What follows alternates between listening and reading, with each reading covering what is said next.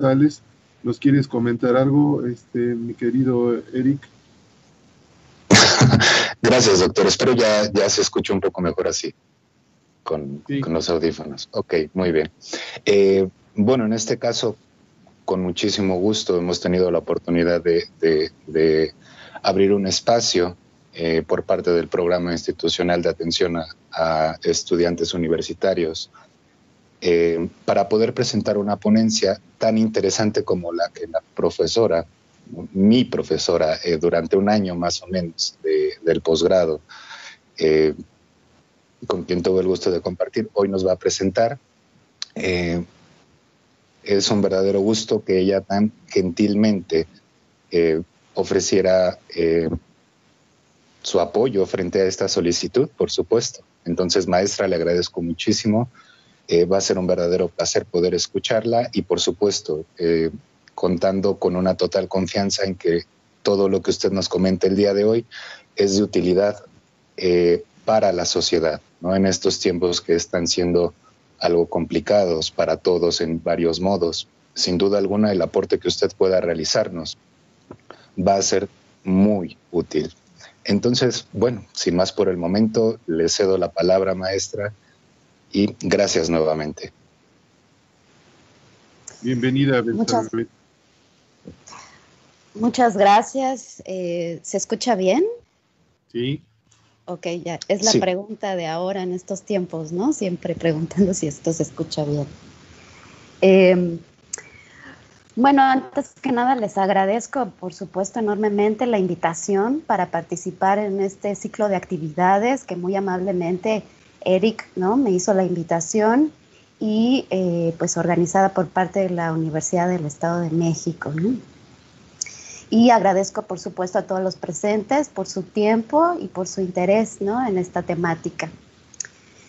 Bien, pues antes de iniciar con esta temática propuesta, quisiera traer como telón de fondo, ¿no?, todo lo que estamos viviendo actualmente en estos momentos, ¿no?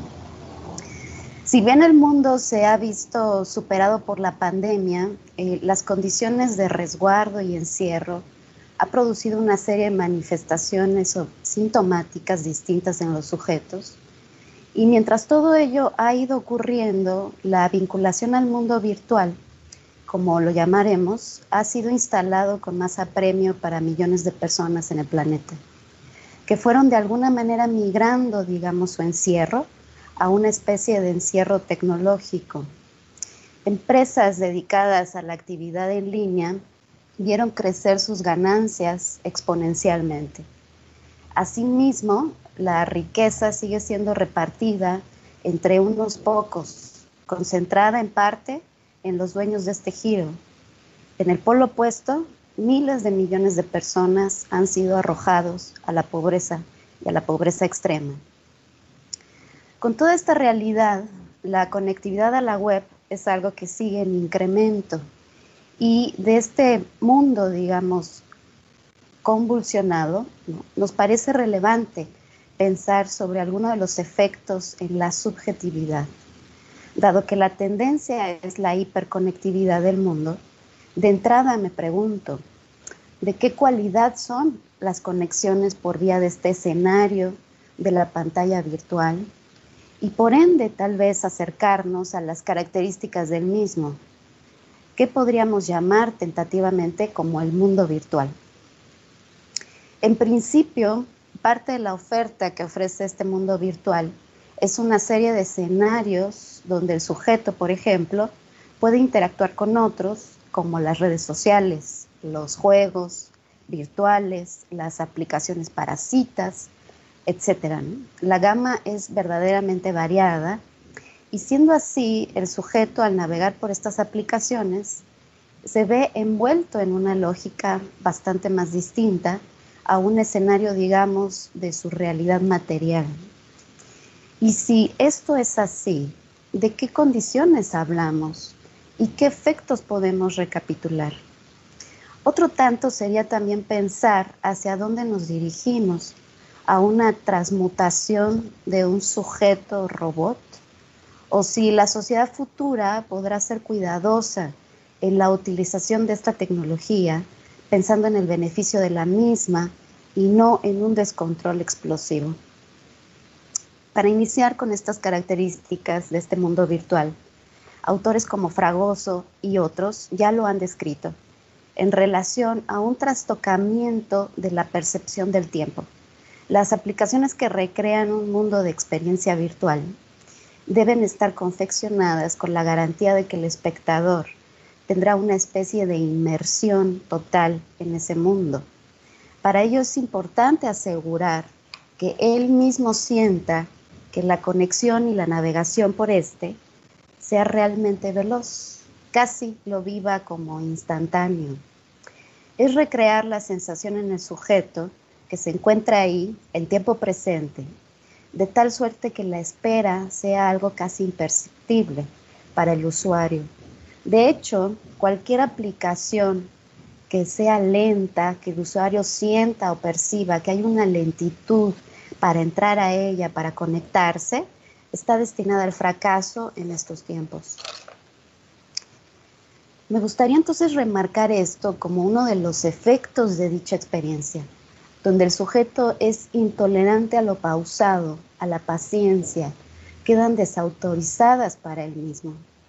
Otra de las peculiaridades que observamos son estos personajes con los que son representados el usuario en este escenario virtual, muchas veces utilizados en juegos de experiencia 3D o directamente en los perfiles creados para ciertas páginas de internautas.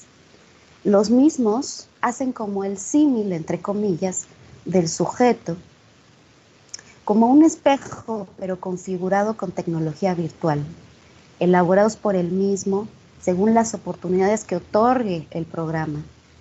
Esta especie de clones tienen la tentativa de que el sujeto se viva como si fueran él, salvo que estos no necesitan descansar, comer, dormir, ni se enferman, ni envejecen, de tal suerte que la experiencia de un sujeto hiperconectado, donde el tiempo, la edad, ni las necesidades básicas parecen transcurrir.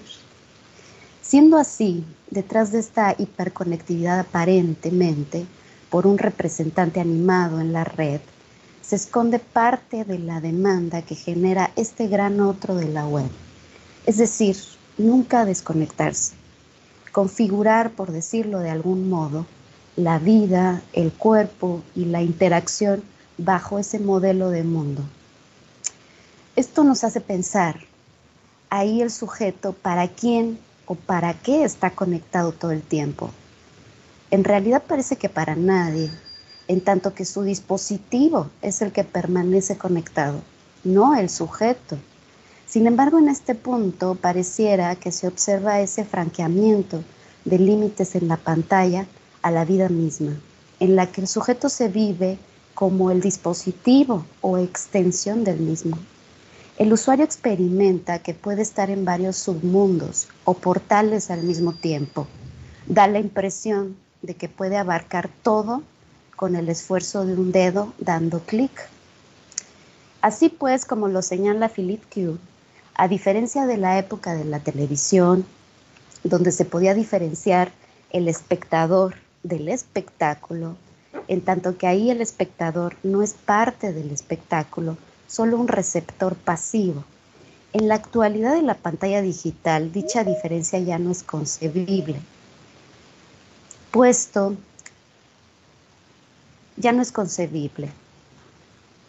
que ahí el sujeto se hace parte de ese espectáculo.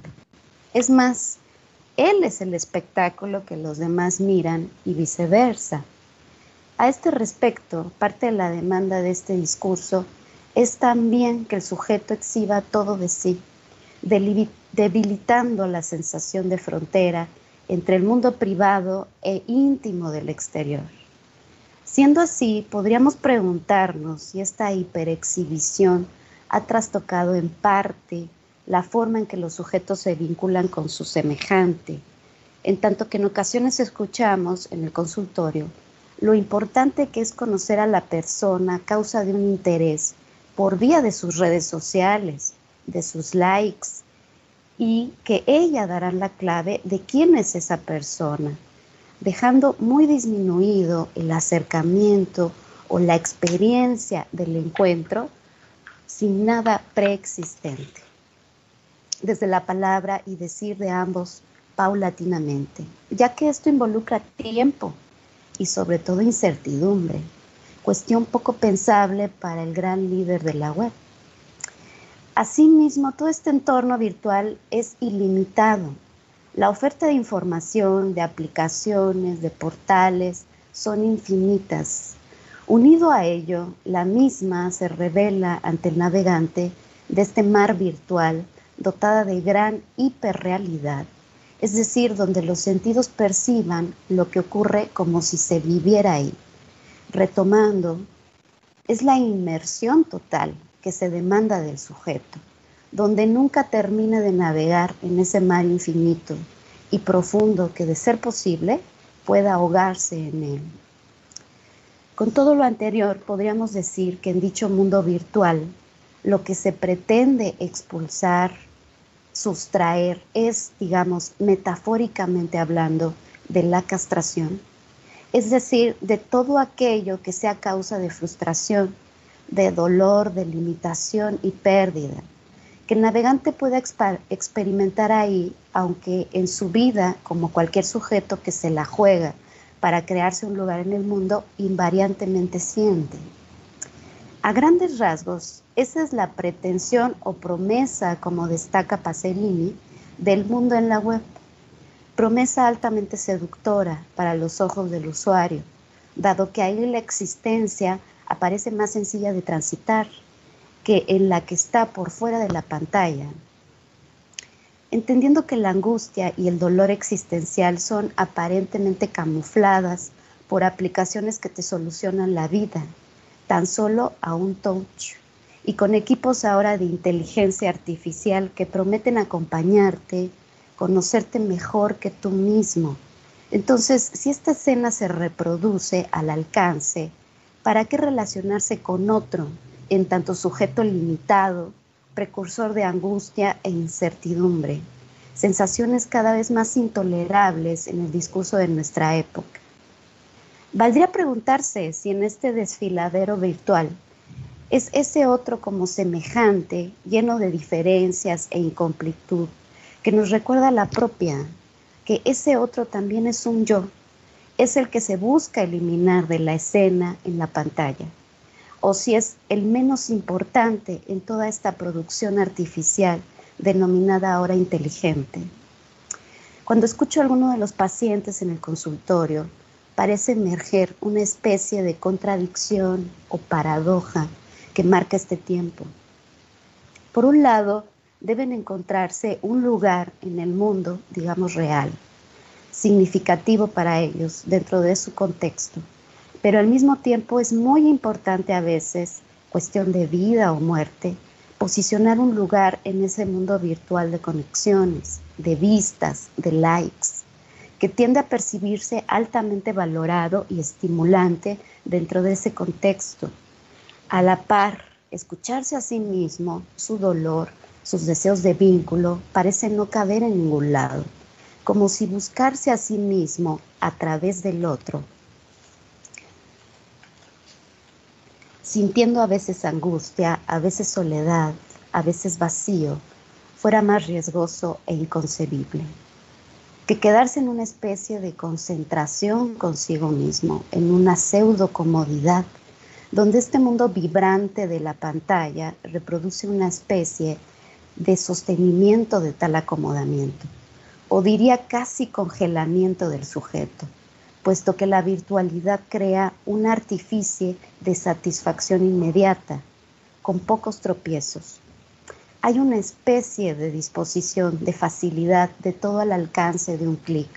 Ejemplos de ello, como las aplicaciones para citas, para encontrar pareja, entre comillas.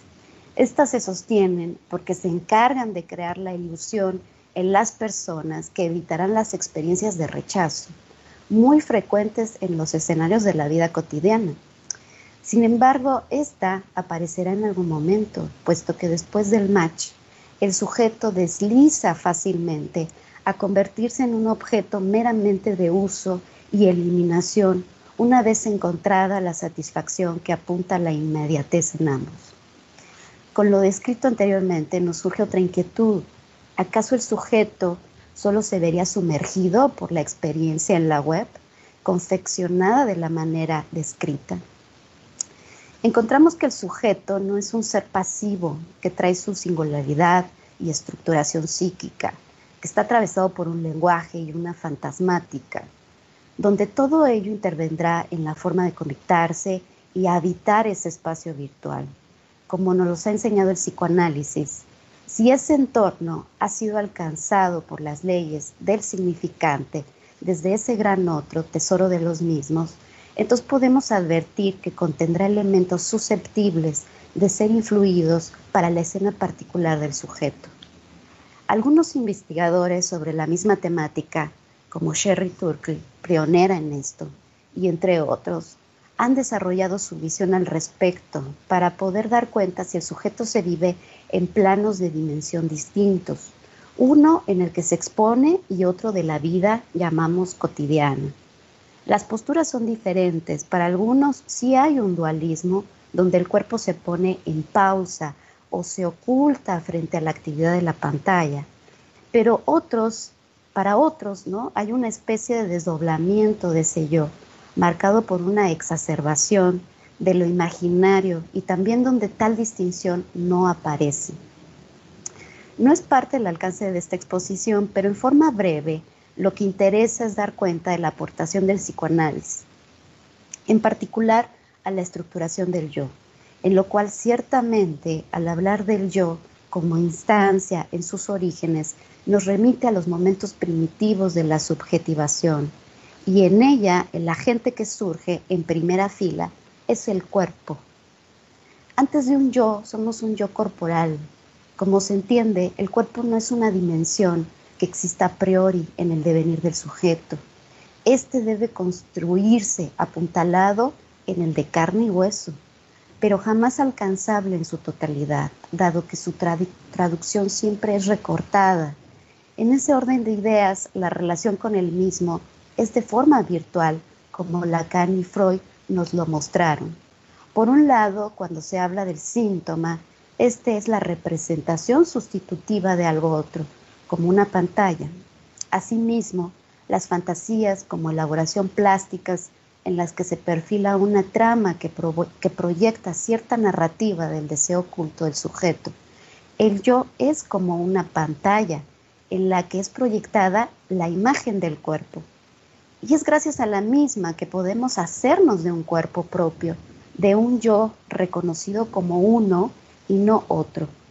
A este respecto, recordemos ese momento mítico en el que la madre, en su función, devela una mirada donde el bebé puede precipitarse como unidad corporal, en el júbilo de su reconocimiento que otorga la misma, desde la interdicción de una ley que ordena y un deseo que potencia el llamado a la vida y la pertenencia de ese hijo, misma que en origen es el cuerpo en esta vertiente imaginaria como basamentos de un yo que estará condenado a ser un precipitado de identificaciones, mismo que lo hace una instancia siempre inacabada.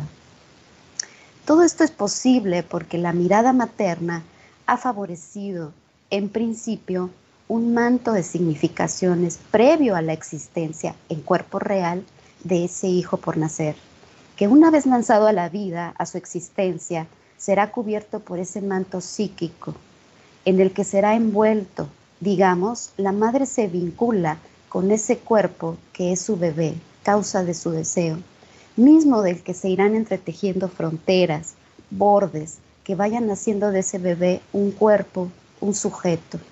Todo ello queda en una imagen inacabada, en una especie de perímetro corporal virtual, donde, y gracias a que no se completa la dicha, es que el sujeto puede arrojarse a la búsqueda de ideales que vayan dando una sensación de consistencia de ese yo. Freud, en ese sentido, en su famoso texto sobre la introducción del narcisismo, nos dice cuando el yo ama, sufre, pues éste se empobrece, libidinalmente hablando, en beneficio de ese objeto. de amor. Pero cuando no ama, se enferma, ya que hay una especie de estasis libidinal, llamemos una especie de concentración consigo mismo. Vuelvo sobre ese punto. Siendo así, cuando el sujeto se vincula con una pantalla, con un perfil, con una selfie, con un avatar en ese mundo virtual, también conecta algo de ese yo de la imagen, en esa lógica tecnológica, bajo las aristas que permite la misma. Ahora bien, si el sujeto da cuenta de cierto entramado de ese imaginario con dicho mundo virtual, entonces surgiría un escenario con elementos del narcisismo del sujeto que se ponen en juego ahí. En este sentido, recordemos que la imagen virtual del cuerpo es una representación donde el yo y el cuerpo guardan una relación siempre inacabada, dejando un resto ingobernable, inmutable a las leyes de lo significante. Siendo así, una mirada materna atravesada por un deseo velado da pauta a que pueda tejerse un sujeto inscrito a un orden, a ser catapultado a un futuro en el que los ideales movilizan al sujeto en su búsqueda por alcanzarlos. Una posición así permite lanzar el deseo a la vida, a pesar de las grietas que ésta tiene, de las heridas y las pérdidas, volviendo a la frase de Freud, que el sujeto ame más allá de él mismo, pero que también pueda amarse sin petrificarse en su imagen propia, al punto que el mundo deje de existir para ser él solo su propio mundo.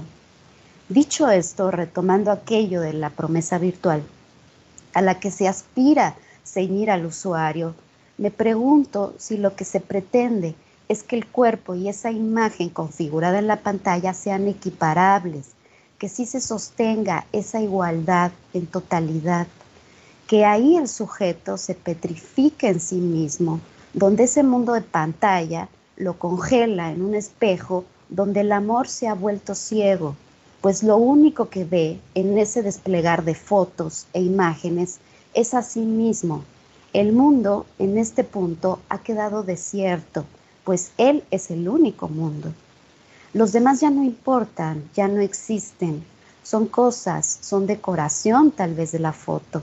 Depende, claro, en parte de la herida que cada uno lleva en su narcisismo constitutivo, el de su mirada materna, algunos con deseo, algunas con espinas, algunas con tanto dolor que la grieta narcisista en ese sujeto es tan profunda que ser tocado por el otro, el semejante, el de carne y hueso, es fuente de amenaza. Más vale entonces ser tocado por el like, pues en esa dimensión todo parece más controlable y modificable, pues ahí no hay memoria más que la de la nube. Y si necesita el sujeto espacio, solo elimina y continúa. No hay consecuencias, no hay duelos. En la vida amorosa todo parece más complejo. Pero ahora me pregunto, ¿acaso las relaciones humanas son más sencillas gracias a la introducción de la tecnología virtual o a la inteligencia artificial? En esa línea de ideas, recordemos las pautas expuestas para lograr la sensación de inmersión del sujeto a la web, mismas que parecen trazar elementos de un momento narcisista del sujeto, es decir, podríamos pensar que esta relación con el mundo virtual incentiva un retroceso de la estructuración subjetiva al yo del narcisismo infantil, el de su majestad el bebé, una regresión a ese estado, citando a Freud, donde las leyes de la naturaleza y de la sociedad han de cesar ante él. Podríamos decir entonces que ese otro de la web ofrece una mirada en la que el sujeto se precipita e intenta igualarse, pero ¿y ese otro desea algo? O mejor dicho, ¿qué coordenadas ofrece a las que hay que ahogarse para ser ante los ojos virtuales de la pantalla?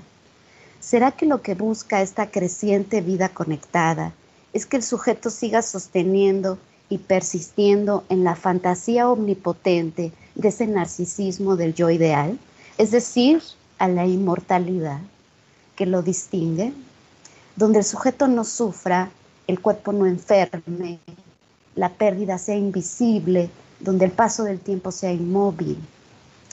Esto me evoca las dificultades que escucho de los pacientes cuando estos son interpelados por la pérdida en la vida. Frente a ella, parecen imposibilitados de gestionar, de hacer duelo, cristalizados en una posición de falla narcisista, en esa vertiente imaginaria del yo omnipotente e inmortal. Así pues, esto mismo lo encontramos en este escenario de la vida virtual. La pérdida no es parte de las leyes del algoritmo. Incluso hay una aplicación que recaba todos los mensajes e información que una persona fallecida llegó a subir a la nube en vida, para después, con el apoyo de la inteligencia artificial, revivirlo virtualmente. Y entonces seguir en contacto y charlar con esa persona que responde como si siguiera ahí, en el mundo de los vivos. Si esto es posible ahora, ¿qué será posible después por vía de la inteligencia artificial? Algo un poco escalofriante para mí.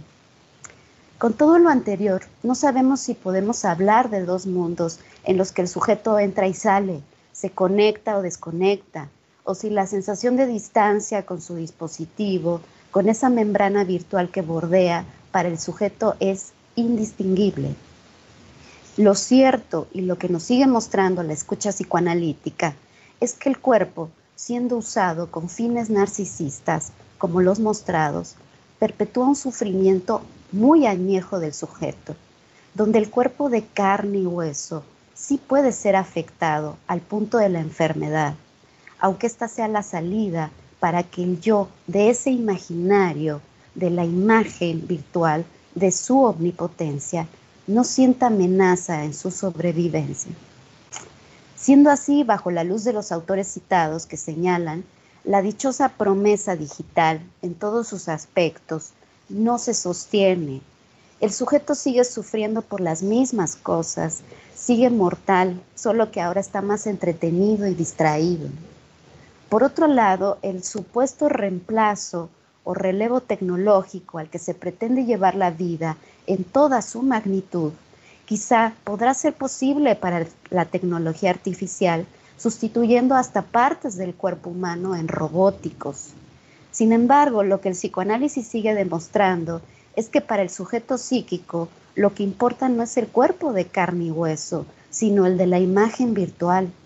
Y ese no es tomado en cuenta para el discurso de la tecnología, situación que traerá distintos efectos, como algunos de los que estamos pensando.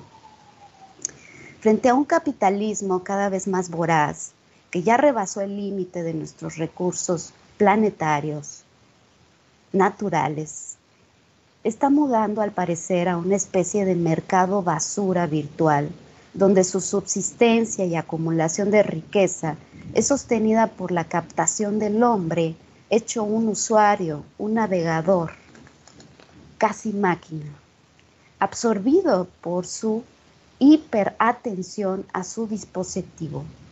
Para algunos pareciera que es mejor perder la vida que el móvil, a que perder el internet también.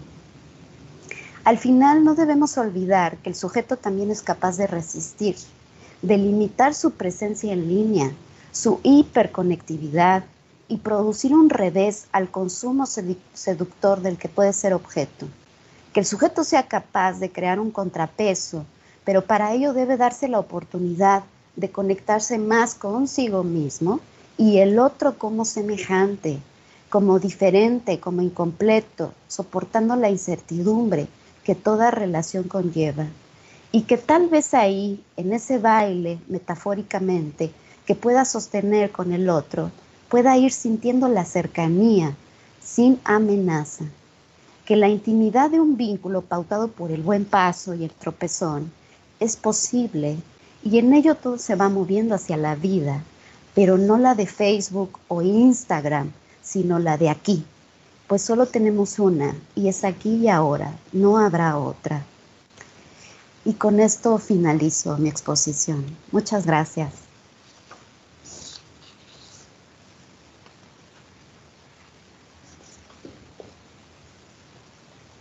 Muchas gracias, maestra Zaida. Betsabe, perdón. No sé si hay algunas intervenciones, alguna pregunta, algún comentario de los asistentes.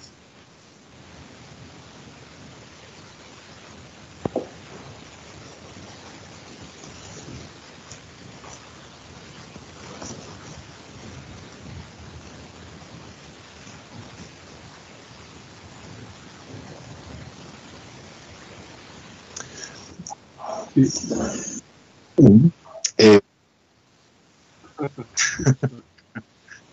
No, bueno, yo creo que sí hay algunas inquietudes en relación a lo que acaba de comentar la maestra Betsabe sobre justamente, a mí se me venía a la cabeza esta interrogante de las patologías que podrían desprenderse de esta, yo diría, como soledad.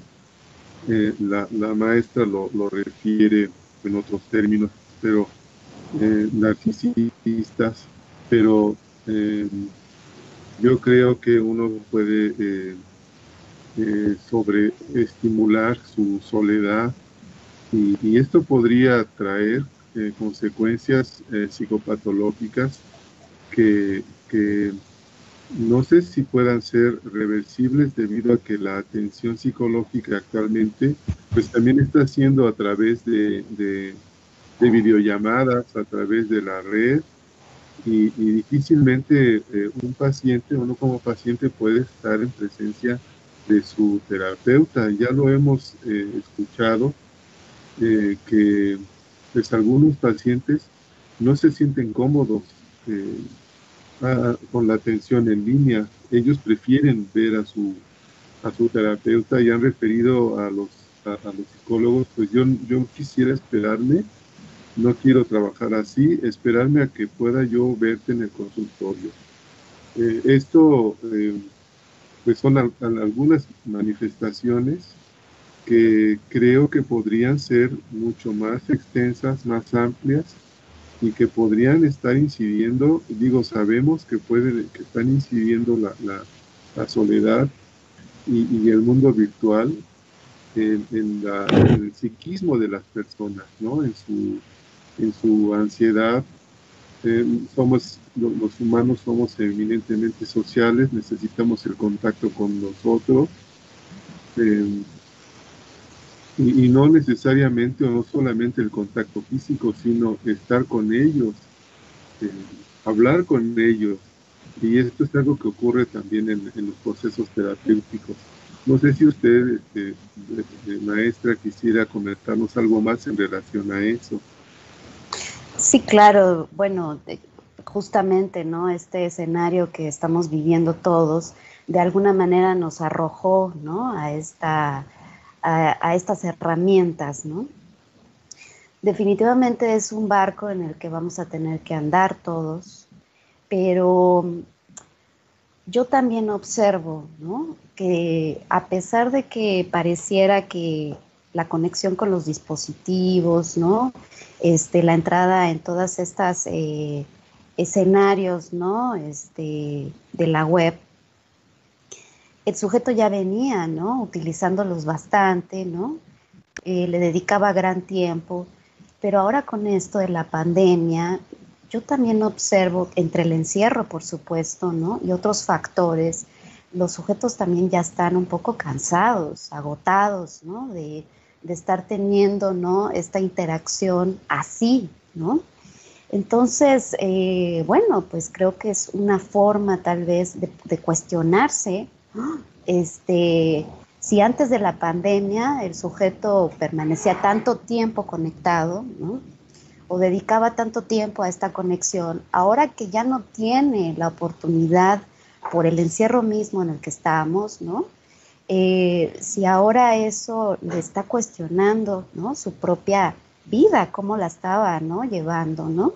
Si realmente no había antes previamente un encierro aparentemente, digamos, elegido, ¿no? Digamos, ahora tenemos nosotros que hacerlo porque así debe ser, ¿no? Es parte, ¿no? de estar en cuarentena y evitar los contagios, ¿no? Que ahora es como obligado, ¿no? Entonces es como un exceso también, donde el sujeto sí, definitivamente tampoco creo que lo esté llevando, ¿no? Tan fácilmente. Y bueno, dependiendo también de cada uno y de su subjetividad, cómo está constituido, ¿no? Pero ciertamente también lo que expongo un poco es que hay que pensar que esta herramienta se va a quedar en la vida. O sea, la tendencia es, ¿no?, crear un mundo donde esta tecnología, ¿no?, pues va a permear muchas actividades de nuestra vida. No podemos ya, ¿no?, eludirla, ¿no? Más sin embargo, aquí lo importante es que esta herramienta no llegue a ser un medio de consumo del propio sujeto. O sea, que el sujeto tenga posibilidad también de darle, ¿no?, ese lugar de herramienta para conectarse con otro, pero con ese otro como semejante, con el que intento interactuar y tener un vínculo en el cual pueda yo introducir, ¿no?, todas mis experiencias, pero también todas mis dificultades y mis fallas, ¿no? Claro. De eso se trata, ¿no? Así es, sí, claro que sí, maestra. No sé si alguien más quisiera hacer alguna pregunta, algún comentario a la maestra Betsabe. Ya. Sí.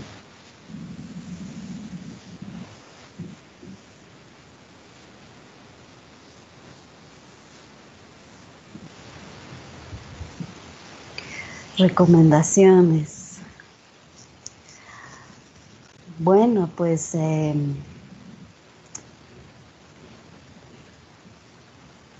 yo como un poco lo estoy viendo. Es que es difícil dar recomendaciones porque esto no es una, ¿no?, una especie de fórmula, ¿no?, para todos, ¿no? Finalmente cada uno está atravesando por diferentes situaciones, ¿no?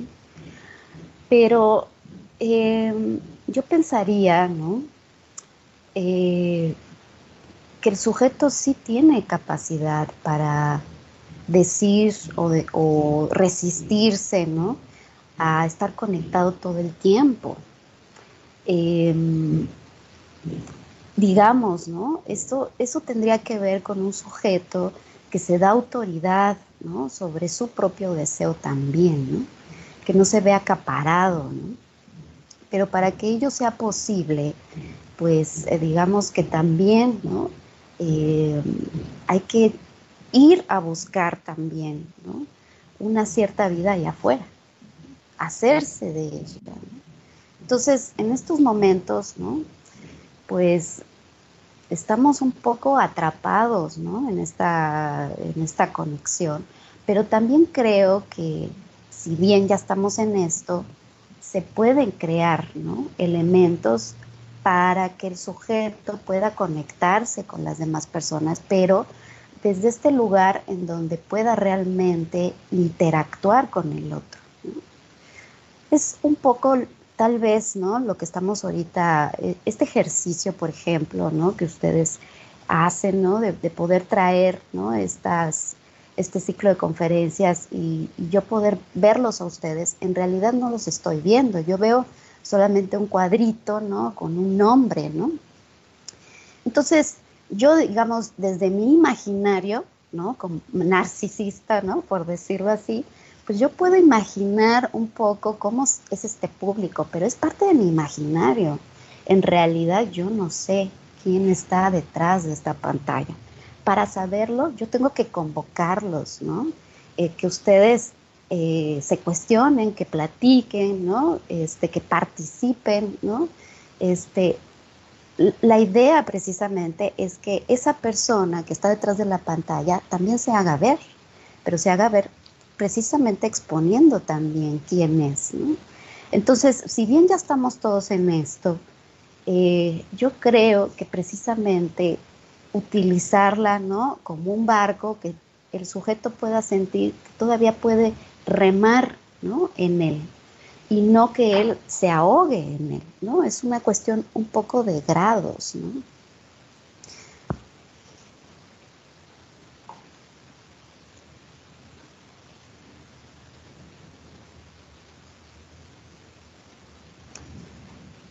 Porque además sí tenemos esa posibilidad, maestra, ¿no? De decidir y de no dejar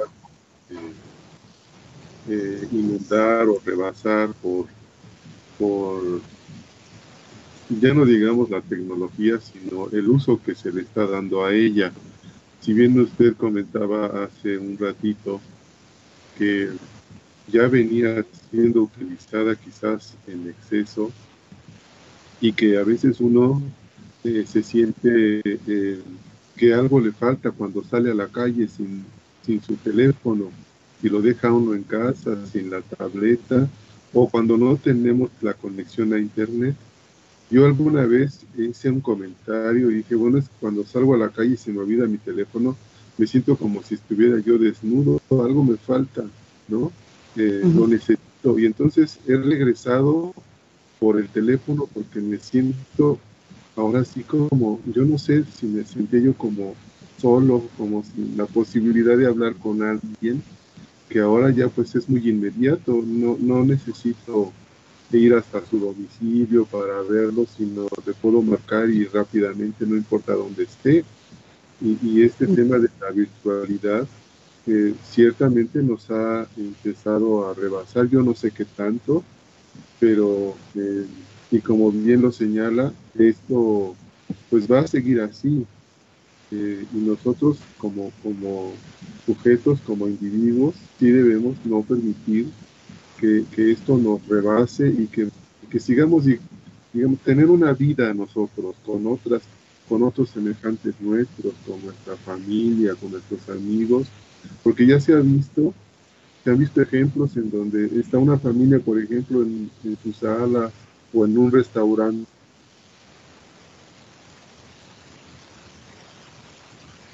¿no? Todo ya es así, eh, y que nosotros como individuos dependamos menos ya no digamos, como decía yo, de los aparatos los electrónicos, estos teléfonos que se han llamado, ¿cómo se dice? Inteligentes, ¿no?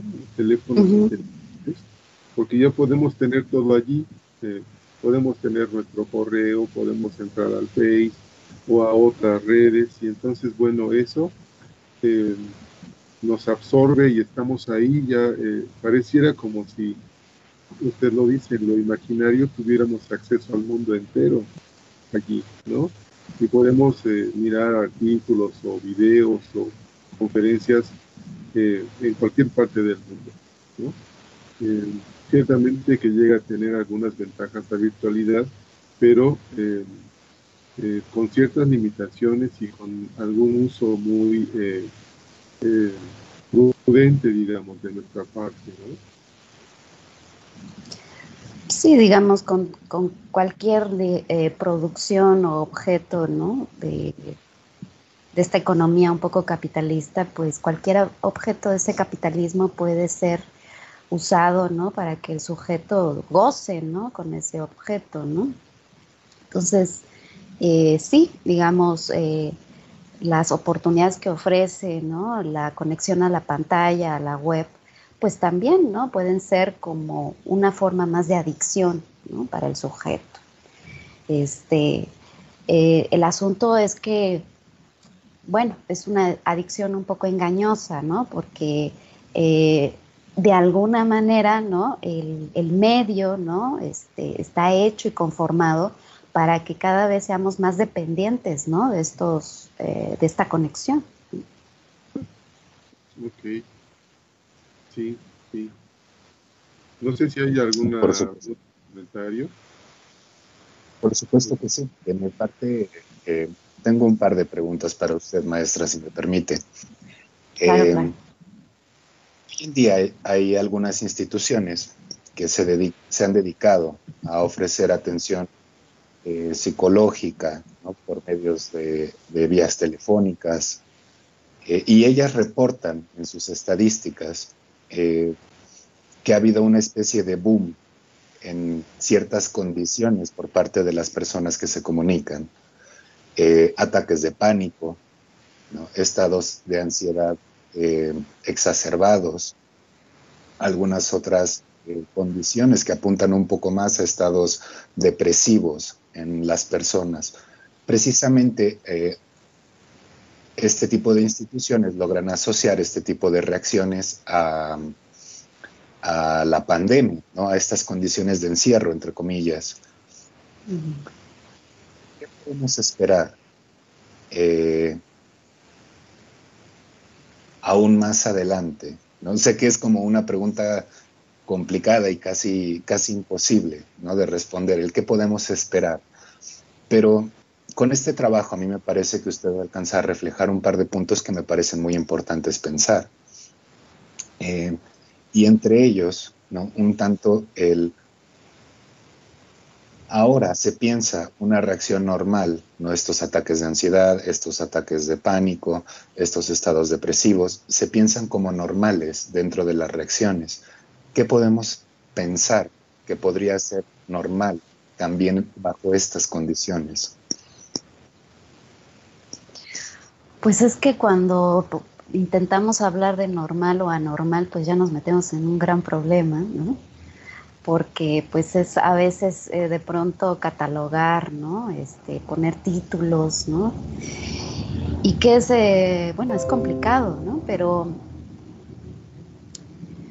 yo no sé qué, realmente no lo sé, es algo que me estoy preguntando. De alguna manera el texto que yo traigo, que escribí, surge precisamente de una angustia de ver precisamente el ahogamiento, ¿no?, que se está teniendo del sujeto para entonces, ¿no?, producir otra clase de subjetividad. Tendríamos que pensar que sí, es una subjetividad que está, ¿no?, que se está construyendo de otra manera. Las relaciones se están construyendo de otra manera a partir de esto, ¿no? El sujeto finalmente sigue sufriendo por la falta de amor, ¿no? Eso lo seguimos escuchando persistentemente, ¿no?, en la clínica. Solo que tal vez ahora, ¿no?, hay una sensación de que eso se puede borrar. Tal vez, ¿no?, el acceso a todas estas tecnologías o a buscar todas estas relaciones por medio de estos escenarios donde el sujeto expone su vida, su intimidad, ¿no?, da la apariencia un poco de que ahí se puede borrar, ¿no?, esa sensación de falta de amor. Entonces, yo lo que diría, ¿no?, es que cuando el sujeto, ¿no?, es asfixiado en su deseo, pues la tendencia, ¿no?, es precisamente a que el sujeto enferme, ¿no?, enferme de alguna manera, ya sea precisamente, ¿no?, creando, ¿no?, una situación somática, ¿no?, o teniendo precisamente estos usos narcisistas del cuerpo, que son justamente, ¿no?, tomar al cuerpo como un objeto donde se va a crear, ¿no?, o se va a lanzar, ¿no?, todo aquello que el sujeto no puede traducir psíquicamente. Entonces, pues esto, digamos, pone al cuerpo en condiciones como si fuera inmortal el cuerpo, ¿no? Entonces vemos a sujetos, ¿no?, que pueden estar conectados, ¿no?, o viendo una pantalla, tan solo la mirada, ¿no?, poner los ojos 24 horas en una pantalla, ¿no?, de alguna manera, ¿no?, es no poner un límite, ¿no?, con aquello. Es llevar al cuerpo a un exceso, ¿no?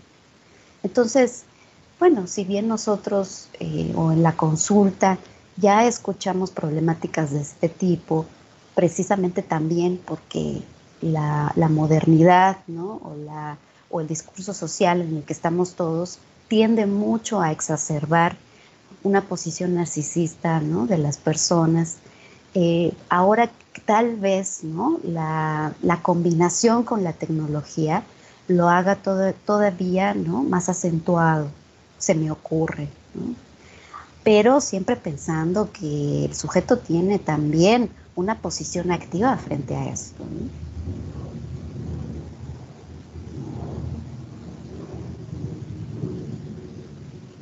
Gracias, esa fue la primera en particular.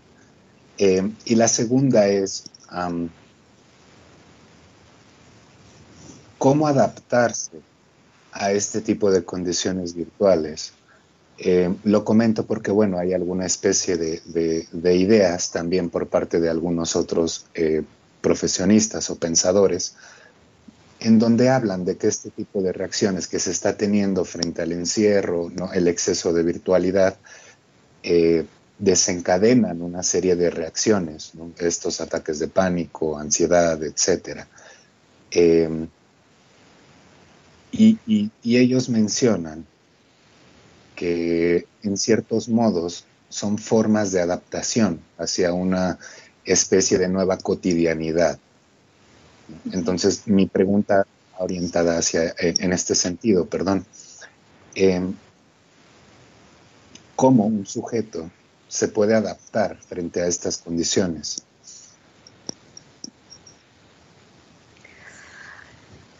Bueno, mira, ciertamente, ¿no?, lo que sabemos es que la enfermedad, ¿no?, o el síntoma, ¿no?, son creaciones que el sujeto tiene precisamente como una solución. Es una solución para que el sujeto psíquico, ¿no?, exista, sobreviva. Entonces, el pánico, ¿no?, como lo mencionas, la angustia que de pronto irrumpe en el sujeto, es porque de alguna manera la adaptación, ¿no?, como lo llamas, ¿no?, esta adaptación a ese mundo, ¿no?, con estas singularidades, ¿no?, en algún punto se cae, porque no es posible. No es posible, ¿no?, digamos, ¿no?, llevar al sujeto a un sin límite, pensando en que estuviera, ¿no?, realmente en una situación ya excesiva, ¿no? Digamos, se puede adaptar, pero en algún momento, ¿no?, eso se va a caer, ¿no? Justamente porque, pues sabemos, ¿no?, que la angustia, pues es señal, ¿no?, de que esas formas que tiene de adaptarse o de crear, ¿no?, quizá algunas actitudes, ¿no?, para poder lidiar con todo eso, en algún punto, pues siempre aparece la pérdida, ¿no? O sea, el sujeto, la vida en sí misma, no la podemos vivir sin sentir la pérdida, porque aparece de alguna forma. El sujeto siempre se va a ver interpelado por la frustración, ¿no?, porque la vida no es completud, ¿no? Entonces, digamos que eso de alguna manera impacta, ¿no?, estrella esa realidad virtual, por decirlo de alguna manera, ¿no?, como que le da una especie, ¿no?, de jalón al sujeto, donde le hace ver que realmente todo esto en donde estaba posicionado, ¿no?, pensaría, por ejemplo, en estas personas que verdaderamente les es muy importante estar teniendo toda una interacción por medio de estas plataformas, donde suben toda su vida, ¿no? Entre más fotos pongas, pues más seguidores tienes, ¿no? Realmente es toda una sensación de que el sujeto está ahí, ¿no?, viéndose bello, y que no le falta nada. Pero la vida en sí que lo envuelve, ¿no?, irrumpe con la pérdida, con la falta, con la falla, ¿no? La enfermedad misma, digamos. No tenemos control sobre ella. A veces la enfermedad llega, irrumpe en la vida y eso digamos, nos trastoca, ¿no? Nos trastoca en esa idea de que tenemos todo controlado, ¿no? Entonces, cuando estas cosas aparecen, ¿no? Pues claro, el sujeto ahí se va a llenar de angustia. El asunto acá es que es una angustia que pues lo puede llevar a situaciones verdaderamente de paralización o no, pero el asunto es que la angustia, por lo menos del lado del psicoanálisis, ya es una oportunidad para que el sujeto precisamente se cuestione sobre esa hiperconexión que está teniendo, ¿no? O de qué cualidad son esas conexiones que está teniendo con la vida y con sus semejantes, ¿no? La angustia siempre es una oportunidad precisamente para que todos los que estamos en el campo de lo psi, ¿no? Los profesionales, ¿no? Que estamos en el campo de lo psi, tomemos ese momento, ¿no? Como una falla que está teniendo el sistema, ¿no? Y que entonces el sujeto ahí, ¿no? Aparece. Justamente lo que buscaría tal vez el psicoanálisis, ¿no? Es que el sujeto sienta esas cosas, para que entonces se cuestione sobre cómo está viviendo, dónde está su deseo, ¿no? ¿Qué está pasando ahí, ¿no? Y bueno, en el mejor de los casos es que sienta angustia, que realmente la sienta, ¿no? En el otro pues serían entonces más bien como llegar a la enfermedad, ¿no? Y bueno, pues ahí también, ¿no? Puede ser ya una situación ya muy extrema, ¿no? Pero siempre con la oportunidad de que eso le cuestione al sujeto sobre sí mismo, ¿no? Entiendo, le agradezco mucho su tan oportuna respuesta, maestra. Y bueno, por mi parte sería todo, no sin antes agradecerle, por supuesto, su tiempo, la tan amable disposición que usted ha tenido con nosotros para poder ofrecernos un ratito de su semana. Y por supuesto, no sin antes felicitarla sobre su trabajo, que me parece un trabajo maravillosamente lindo y útil, además de este singular modo que tiene usted de hablar, en donde pareciera que acaricia las palabras. Entonces, de mi parte le agradezco muchísimo, maestra. Muchísimas gracias, Eric. Bueno, pues yo también agradezco muchísimo la oportunidad y a todos los presentes, ¿no? Muy bien, muchas gracias, maestra Betsabe Ávila, por esta charla tan interesante, tan bonita, como ya lo señala Eric, y agradecer justamente el tiempo que nos dedica y que pues ha sido muy ilustrativo, y nos deja muchas cosas que seguir pensando. Nos deja con estas inquietudes de seguir pensando sobre este tema tan interesante y que ahora pues resulta impostergable. Muchas gracias, maestra, muchas gracias a los jóvenes, a los colegas que se han conectado a esta sesión, y pues que tengan ustedes una bonita tarde. Gracias.